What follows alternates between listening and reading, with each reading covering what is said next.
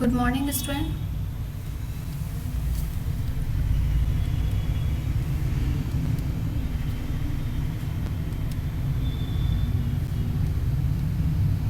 Last class में मैंने आपको द्वंद्व और द्विगु समास एक्सप्लेन किए थे और कुछ एग्जाम्पल दिए थे आपको समास विग्रह करने के लिए। तो ये उन पदों का समास विग्रह यहाँ किया हुआ है, आप चेक कर लीजिएगा। चतुर्युगम, त्रिलोकम, सीतारामो और सूर्यचंद्रो। आज कर्मधारय समास पढ़ेंगे। पहले कर्मधारय समास के अंदर आप इसकी डेफिनेशन देखिए कि जब तत्पुरुष समास के दोनों पदों में एक विभक्ति अर्थात समान विभक्ति होती है तब वह समान अधिकरण तत्पुरुष समास कहा जाता है। जो तत्पुरुष समास है उसके पूर्व पद और उत्तर पद दोनों में समान विभक्ति आ रही है, एक ही विभक्ति आ रही है, तो वहाँ पर समान अधिकरण तत्पुरुष समास होता है। और इसी समान अधिकरण तत्पुरुष समास को कर्मधारय समास के नाम से भी जाना जाता है। नेक्स्ट देखिए इसी में कि इस समास में साधारणतया पूर्व पद विशेषण और उत्तर पद विशेष्य होता है। जो अभी आप कर्मधारय समास पढ़ेंगे हम, तो इसमें पूर्व पद आपका क्या होगा, विशेषण, और उत्तर पद विशेष्य। तो इसमें देखिए इसके कुछ भेद भी हैं, भेदों के अंतर्गत हम कर्मधारय समास को पढ़ेंगे आज। तो फर्स्ट भेद आ रहा है इसका विशेषण विशेष्य कर्मधारय समास। विशेषण विशेष्य, विशेषण आपको पता है, हिंदी में आपने पढ़ा ही है और वैसे भी आपको 9th क्लास में मैंने बताया भी थे कि विशेषण विशेष्य किसे कहते हैं। जो किसी भी व्यक्ति वस्तु की विशेषता बताते हैं उसको विशेषण कहा जाता है और जिसकी विशेषता बताई जा रही है वो क्या कहलाते हैं, विशेष्य। तो यहाँ पर पूर्व पद आपके क्या होगा, विशेषण, और उत्तर पद विशेष्य होगा। देखिए एग्जाम्पल के थ्रू एक्सप्लेन करते हैं, उसे समझते हैं हम। पहला एग्जाम्पल है वीर पुरुषः। यहाँ वीर पुरुष शब्द जो है, इस पुरुष की विशेषता बताई जा रही है कि पुरुष कैसा है, वीर है या कायर है, तो उसका गुण प्रकट कर रहे हैं हम यहाँ पर वीर। तो ये वीर शब्द जो है ये किसके अंतर्गत आ रहा है, आपके विशेषण के अंतर्गत, ठीक है। और यहाँ जब हम इसका समास विग्रह करेंगे तो समास विग्रह करते समय हम इसको विशेषण और विशेष्य इन दोनों को अलग अलग कर देंगे। देखिए इसका समास विग्रह क्या होगा, वीर पुरुष। पुरुष जो है वह कैसा है, वीर है।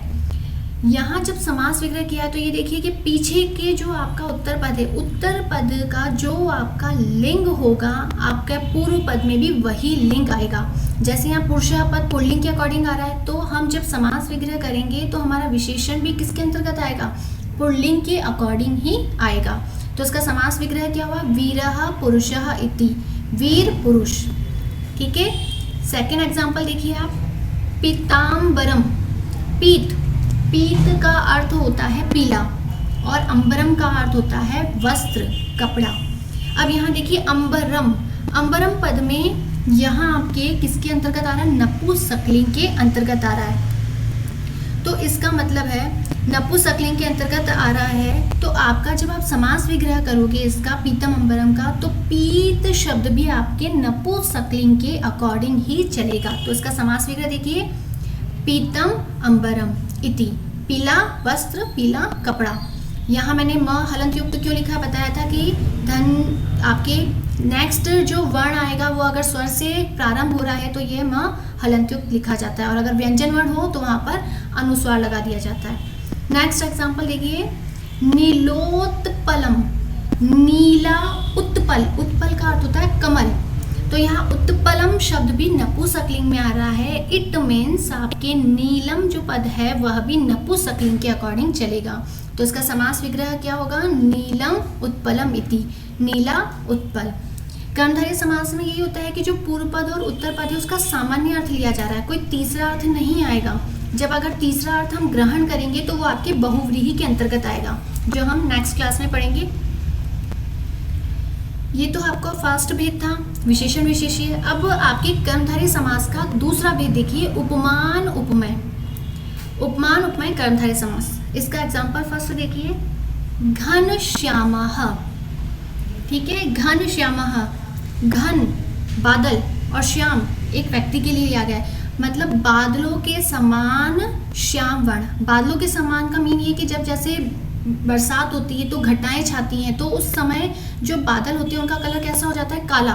ठीक है, कृष्ण वर्ण हो जाता है, तो बादलों के समान श्याम वर्ण, ठीक है। यहाँ पर मैंने लिया है आपके पूर्व पद आ रहा है उपमान घन, और श्याम एक व्यक्ति है वो आ रहा है उपमेय। इसको आप विशेषण विशेष्य के थ्रू भी इस तरह से समझ सकते हैं कि विशेषण जो विशेषता बता रहे थे वो आपके विशेषण थे, तो यहाँ पर भी किसके समान बताया जा रहा है, घन के समान बताया जा रहा है, तो वो उपमान के अंतर्गत आया है। और विशेष्य जो पद था, मतलब जिसकी विशेषता बता रहे थे वो विशेष्य में आ रहा था, तो यहाँ पर अब घन के समान किसको बता रहे हैं, श्याम को, तो ये उपमेय के अंतर्गत आया है, ठीक है। और विशेषण विशेष्य और उपमान उपमेय में क्या डिफरेंस है, ये मैंने आपको 9th क्लास में बहुत अच्छे से एक्सप्लेन किया था। तो यहाँ देखिए उपमान जो है, जब भी हम उपमा देते हैं, उपमा के लिए हम इव पद जोड़ते हैं, ठीक है। उपमावाचक शब्द जोड़ा जाता है, जो उपमावाचक शब्द क्या है, इव। तो जब आप ये समास विग्रह करोगे, इस पूर्व पद और उत्तर पद को जब अलग करोगे, तो उपमावाचक जो शब्द है उसके बाद में आपको इव पद लगाना है। देखिए हम समास विग्रह देखते हैं इसका समास विग्रह का घनः एव श्यामा इति, घन के समान श्याम, घन के समान, श्याम को किसके समान बता रहे हैं, घन के समान। तो यहाँ घन ये उपमान है, इस उपमान शब्द के बाद में आपको उपमावाचक शब्द लिखना है, और उपमावाचक शब्द क्या होता है, इव। इव का अर्थ होता है के समान, ठीक है। नेक्स्ट देखिए आप, अब ये जो नेक्स्ट इसमें कुसुम कोमलम, कुसुम, कुसुम का अर्थ पुष्प फूल, और कोमल मीन्स कोमल है। तो इसका समास वगैरह देखिए, अब ये कोमलम पद किसके लिए आ रहा है, नपुंसकलिंग के लिए आ रहा है। तो हम को किसके समान, पुष्प के समान कोमल, किसके समान, पुष्प के समान। तो हम किससे कंपेयर कर रहे हैं, किससे तुलना कर रहे हैं, फूल से कर रहे हैं, कुसुम से कर रहे हैं। तो इस कुसुम ये उपमान शब्द है, इसके बाद में हमें समास विग्रह करते टाइम इव पद को जोड़ना है। कैसे, देखिए आप समास विग्रह, कुसुमम एव कोमलम, कुसुम के समान, फूल के समान कोमल। कोमलम इति, इति पद आपको दिख नहीं रहा होगा, वो हाइड हो गया है। तो इसका समास विग्रह कुसुम कोमलम का हुआ है कुसुमम एव कोमलम इति, अर्थात फूल के समान कोमल। इसका जब के समान अर्थ लिया जाता है, वहां पर उपमान जो वाचक शब्द होता है उसके बाद में उपमावाचक शब्द इव जोड़ दिया जाता है विग्रह करते समय। नेक्स्ट एग्जांपल देखिए, चंद्रमुखम, चंद्रमा के समान मुख, जिस तरह से चंद्रमा जो है सुंदर है, उसी प्रकार से मुख भी सुंदर है। तो मुख की सुंदरता किससे प्रकट कर रहे हैं, चंद्रमा के द्वारा। तो यहाँ पर इस चंद्र पद के बाद, ये उपमान शब्द है, इस उपमान वाचक शब्द के बाद में इव पद को जोड़ दिया जाएगा समास विग्रह करते समय। तो इसका समास विग्रह देखिए, चंद्रः एव मुखम इति, चंद्रमा के समान मुख है, ठीक है। नेक्स्ट देखिए, ये तो आपका सेकंड था उपमान उपमेय। थर्ड आप देखिए, उपमान उत्तर पद कर्मधारय समास। उत्तर पद का अर्थ क्या होता है, बाद में, द्वितीय पद। अभी हमने समास में शुरू से ही पढ़ रहे हैं कि पूर्व पद उत्तर पद, तो उत्तर पद दूसरा वाला पद, ठीक है। इसका मतलब ये है कि अभी आपने जो पढ़ा उपमान उपमेय समास, उपमान उपमेय कर्मधारय समास पढ़ा था, इसमें उपमान आपके पहले आ रहा था, जैसे घन पहले आ रहा था, ये उपमान है। लेकिन अब जो आप ये पढ़ोगे एग्जाम्पल, इसमें आपकी जो उपमान वाचक शब्द है वह दूसरे द्वितीय पद में आ जाएगा। देखिए एग्जाम्पल के थ्रू एक्सप्लेन करती हूँ। पुरुष सिंह, पुरुष है किसके समान, सिंह के समान, शेर के समान, उसकी वीरता के लिए बताया जा रहा है कि वह शेर के समान वीर है।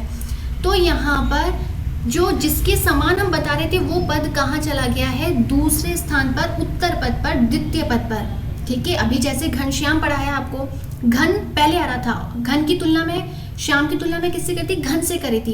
कोमलता की तुलना में किससे करी थी, फूल से करी थी।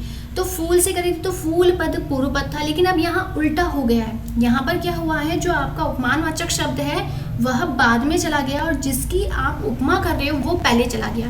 पुरुष की विशेषता बता रहे हैं कि वो शेर के समान वीर है, ठीक है।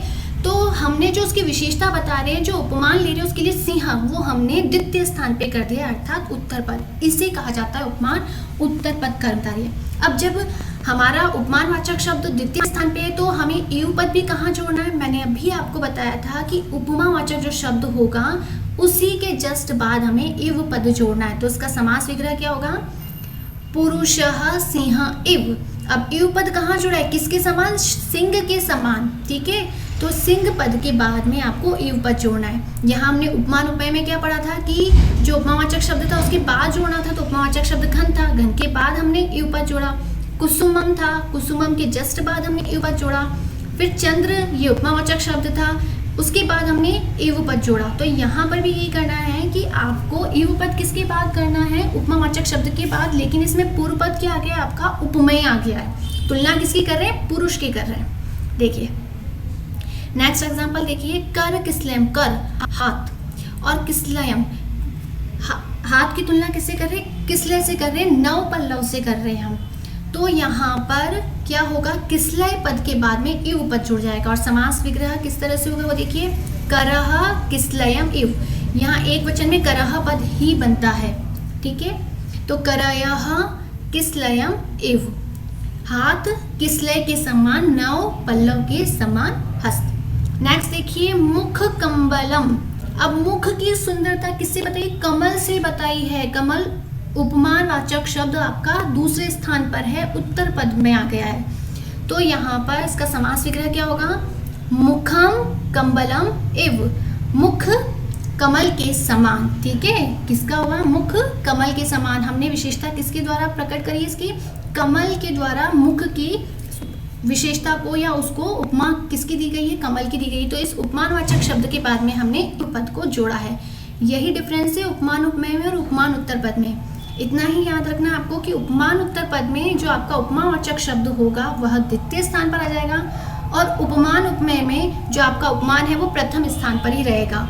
और उपमानवाचक शब्द के बाद में आपको एव पद अवश्य जोड़ना है समास विग्रह करते समय। थर्ड हो गया हमारा कंप्लीट। इसी का भेद, फोर्थ भेद देखिए, अवधारणा पूर्व पद कर्मधारय। अवधारणा पूर्व पद कर्मधारय को हम एग्जाम्पल के थ्रू समझते हैं। विद्या धनम, यहाँ पर विद्या को ही धन मान लिया है, विद्या को ही धन मान लिया है, इसीलिए अवधारणा पूर्व पद कर्मधारय समास हुआ है। और यहाँ पर क्या होगा, जो आपका पूर्व पद है और उत्तर पद, इन दोनों के बीच में एव पद को जोड़ा जाएगा। पूर्व पद और उत्तर पद इन दोनों के बीच में एव पद, अर्थात विद्या आई है धन। धन आपको पता है, जो पैसा, जो भी संपत्ति वगैरह है, सोना चांदी, उसको धन नहीं मान रहे। धन किसको मान लिया है, विद्या को ही धन मान लिया है। इसीलिए यहाँ पर अवधारणा पूर्व पद कर्मधारय समास हुआ है। इसका समास विग्रह होगा विद्या एव धनम, विद्या आई है धन।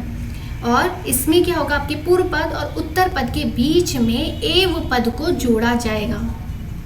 नेक्स्ट देखिए, गुरुदेवः, गुरु को ही क्या मान लिया है, देव मान लिया है, देव ईश्वर मान लिया है, ठीक है। तो यहाँ गुरु को देव ही मान लिया है, इसीलिए यहाँ पर अवधारणा पूर्व पद कर्मधारय समास हुआ है। तो समास विग्रह करते समय गुरुः एव देवः, गुरु ही है देव। तपो, नेक्स्ट एग्जांपल देखिए, तपोधनम, तप ही है धन, तप ही है धन। धन किसको मान लिया, तप को मान लिया है, विद्या को मान लिया। तो यहाँ पर अवधारणा पूर्व पद कर्मधारय समास हुआ है। और अब समास विग्रह करते समय इसका समास विग्रह होगा तपः एव धनम, तप ही है धन। तो ये आपका अवधारणा पूर्व पद कर्मधारय समास था। आज हमने जो कर्मधारय समास था ये हमने पढ़ लिए, ये हमारा कंप्लीट हो चुका है। आपको ये जो कर्मधारय समास में आज मैंने बताए हैं, चारों इसके भेद जो बताए, डेफिनेशन बताई है, एग्जाम्पल, वो आपको नोटबुक में कंप्लीट करना है।